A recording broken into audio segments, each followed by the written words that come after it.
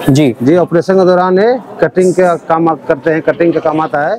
ये जो एक इक्विपमेंट दिख रहा है ये किस काम आता है सर? सर ये जो इक्विपमेंट है ये इसको बोलते हैं। तो उसमें आप कह रहे हैं कि आप ये वाली जो ब्लेड्स हैं सर ये 2 ब्लेड्स हैं, ये यूज करते हैं। हमारे पास जो होता है घर में, इसके ऐसे बनाकर अपने आप को हम सर्वाइव करा सकते हैं। उसके बाद सर मुझे ये बॉक्स दिखाई दे रहा है, इसमें बहुत सारी चीजें हैं, तो शायद हम जानना चाहेंगे कि ये आपके किस काम आता है और ये रेस्क्यू में कैसे हेल्प करता है। और मुझे ये तो सबसे इजी लग रहा है सर, क्योंकि बॉटल्स तो आजकल मतलब हर जगह इतनी बिखरी हुई है और इसका इस तरह से यूज हो जाए तो क्या ही कह सकते हैं। दोस्तों कोई भी आपदा जब आती है तो अपने साथ वो बहुत ही भयावह स्थिति को लेकर आती है, तो उस स्थिति में हम जो बेस्ट कर सकते हैं वो ये है कि उसके प्रबंधन की हमारी तैयारी कैसी है। तो जो भी हमारी एनडीआरएफ की टीम है वो आप देखते होंगे कि आपदा प्रबंधन के समय सबसे जल्दी लोकेशन पर पहुंचती है और जितना भी जो नुकसान जान माल का हो सकता है उसे कम से कम करने की कोशिश करती है। लेकिन तो जो भी ये काम किया जाता है वो हाईटेक उपकरणों की मदद से किया जाता है। आप स्क्रीन पर देख सकते हैं कि कितने अलग अलग तरह के यहाँ पे आपको उपकरण दिखाई दे रहे हैं। तो इन सभी के बारे में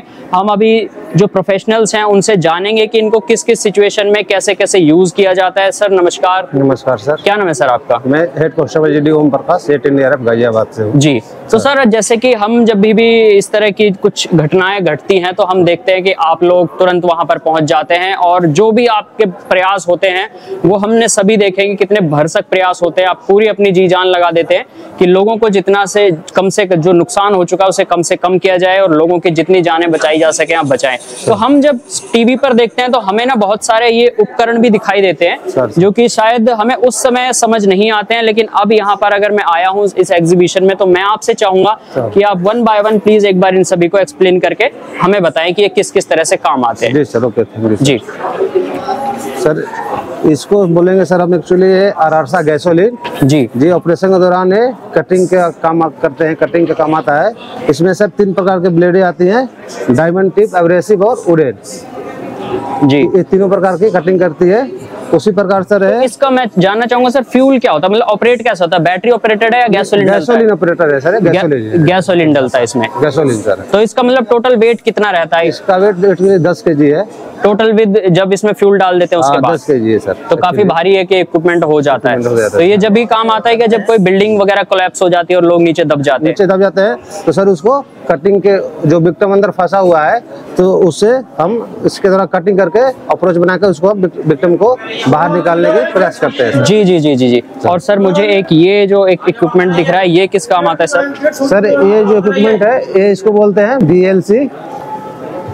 जी है सर, जिसको बोलते हैं विक्टिम लोकेटिंग कैमरा। जी जो CSR ऑपरेशन के दौरान अंदर कोई विक्टिम ट्रैप्ड है तो जो ट्रैप विक्टिम है तो उसके जहाँ पर ट्रैप्ड है हमारे पास एक इक्विपमेंट होता है होल मेकर। जी उसके सहायता से होल करके ये जो हमारा कैमरा लगा हुआ है हाँ जी उसको इंसर्ट करके फिर उसमें विक्टिम का लोकेशन और कंडीशन पता करते हैं। जी जैसे कि अभी यहाँ पे ये कैमरा है और हम वहाँ पे आपको स्क्रीन पर दिखाई दे रहे हैं। सर, क्या ये मूव होता है, ये रोटेटेबल है? रोटेटेबल है सर, इसको हम आपको दिखा रहे हैं रोटेट करके। जी जी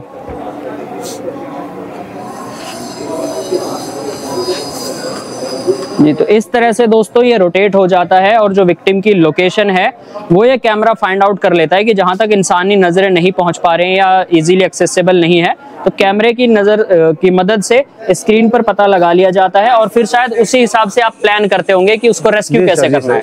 अगर इससे हम विक्टिम का लोकेशन और कंडीशन पता कर लेते हैं फिर उसके अनुसार फिर हम इस जो हमारे पास इक्विपमेंट है जिसको आरारसा गैसोलीन आपने बताया मैं आपको जी, तो इसके दौरान में कटिंग करके हम विक्टिम के पास अपना अप्रोच बनाकर और विक्टिम को निकालने के काम करते हैं। आगे मुझे बताइए ये जो इक्विपमेंट है इसको हम बोलते हैं आरपीसा, ये इलेक्ट्रिक ऑपरेटेड है जी। इससे हम सर वुडन लकड़ी और लोहा को काटते हैं जो हमारी जहाँ पर जो कन्फाइंड स्पेस है जहाँ पर हम इसको इस्तेमाल नहीं कर पाते हैं और फिर इससे हम कटिंग करते हैं आरपीसा से।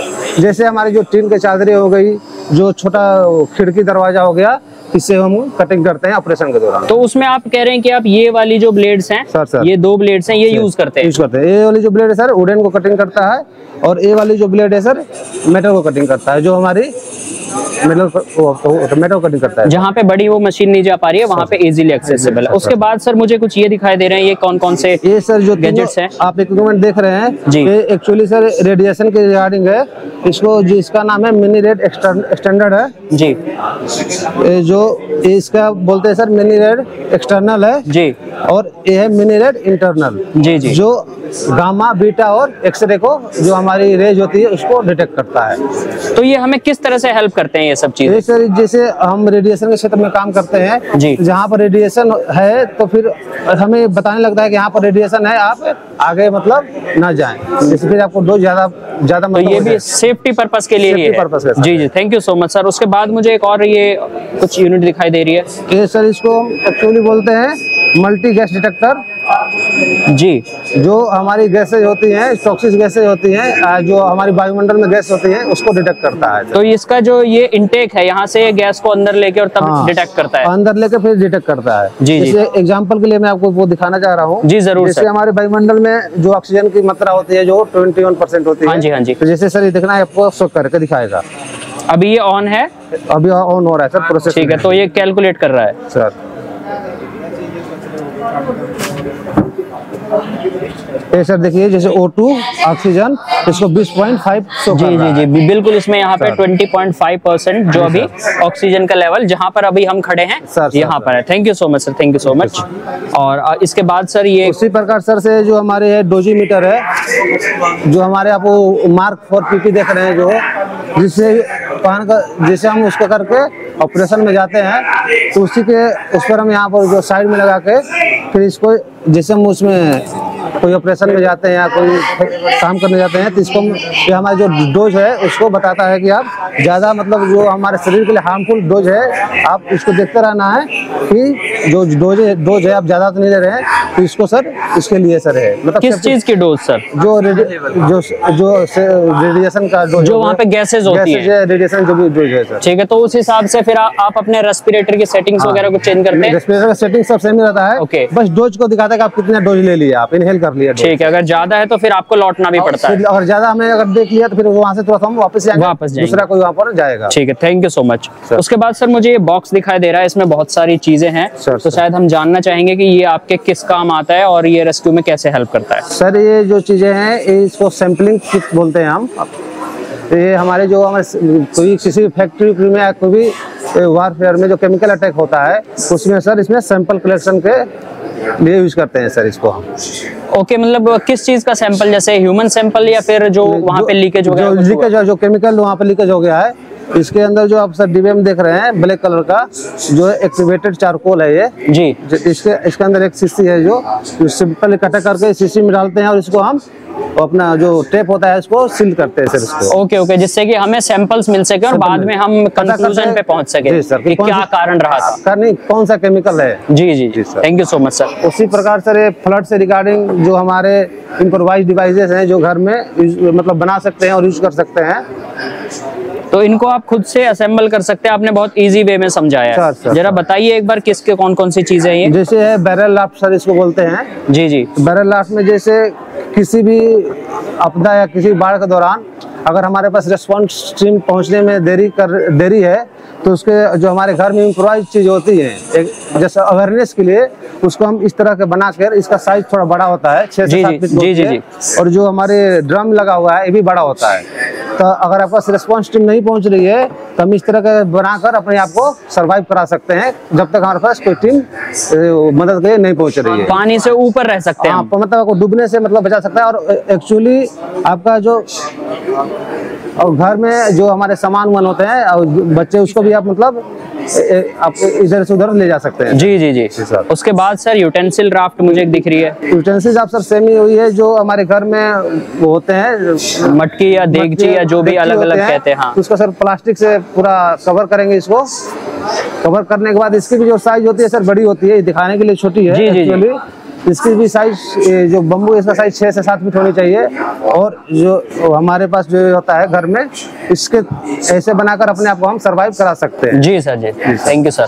और नेक्स्ट सर ये दिख रहा है एक हमें, ये सर ये भी है बम्बू स्पीड राफ्ट बोलते हैं इसको, जो नाव की तरह से बना हुआ है। एक्चुअली जो बाढ़ वाले इलाका वाला क्षेत्र है इसको यूज करते हैं। और ये ज्यादा महंगा भी नहीं पड़ेगा, अपने बांस जो पानी वाले इलाके हैं वहाँ बांस इजीली मिल भी जाता है। नहीं सर, एक्चुअली जो सारी चीजें जो हमारे घर में यूज होने वाली चीजें हैं, जो इम्प्रोवाइज करके बनाया गया है और लोगों को अवेयरनेस के लिए सर यहाँ पर हम बिल्कुल बिल्कुल। और मुझे ये तो सबसे इजी लग रहा है सर, क्योंकि बॉटल्स तो आजकल मतलब हर जगह इतनी बिखरी हुई है, और इसका इस तरह से यूज हो जाए तो क्या ही कह सकते हैं। सर जो हमारे घर में वेस्टेज बोतलें होती हैं सर, तो ऐसे इस टाइप की बोतल लेना है 7-8, और क्या करना है कि इस तरह से इसको बांधना है। बांधने के बाद फिर सर ऊपर इस तरह से पहनेंगे। पहनते समय ध्यान रखना है कि जो इसकी जो ढक्कन है टाइट होनी चाहिए और नीचे की तरफ होनी चाहिए, नीचे की तरफ इसका मुंह होना चाहिए, और आप इस तरह से बांध के अपने आप को थोड़ा सरवाइव कर सकते हो सर। हम एक छोटा सा मेरा एक सवाल है सर इसमें सर कि जो आपने बोतलें ये लगभग 1 लीटर वाली ली हैं, तो सर, एक मतलब जो एवरेज 70 किलो का आदमी 80 किलो का, उसको कितनी बोतलें हेल्प कर देंगी? ये सर जो 7 से 8 बोतलें हैं जो एक आदमी के लिए सफिशिएंट है। सफिशिएंट है सर। ये पानी का अपना वो है कि जैसे पानी में आदमी जाता है तो उसका वेट 1/3 हो जाता है। हाँ हाँ हाँ। तो फिर उसके लिए सर उसी हिसाब से इसको वो करके बनाया गया है sir. Thank you so much sir. जो हमारे पास अगर बड़ा बोतल है, जैसे 2 लीटर का बोतल हो गई, तो 3 से 4 भी कंफर्टेबल है। ये सर इसको हम बोलते हैं कोकोनट जैकेट। जो सूखा नारियल नहीं होता है हमारे घरों में, चाहे जैसे हम हवन ववन करते हैं, तो उस तरह के जो सूखा नारियल है जो साउथ साइड में ज्यादा मतलब मिल जाते हैं, तो उस तरह से 4-5 नारियल लेना है और उस तरह से जैकेट बनाकर आप सरवाइव करा सकते हैं सर। तो बेसिकली वही सारी चीजें हैं जो आपको इजीली अवेलेबल हैं, और आप खुद से डू इट योर ओन करके है, ये DIY करके, right? Sir thank you so much sir, आपने हमें इतना टाइम दिया। Okay, thank you. मुझे उम्मीद है कि दर्शकों को ये चीजें बहुत पसंद आएंगी कि आपने अच्छे से समझाया और किस तरह से हम आपातकालीन स्थिति में खुद को उसके लिए तैयार कर सकते हैं। उससे शायद हम अवॉइड तो नहीं कर सकते कि वो कब आ जाए, वी नेवर नो, बट हम थोड़ा सा शायद तैयार है। लोगों का अवेयरनेस के लिए है कि आप इस तरह से चीजें बनाकर अपने घर पर रखें या अपना यूज करें, तो आप अपने आप को बचा सकते हैं। Thank you so much sir, thank you so much for your time.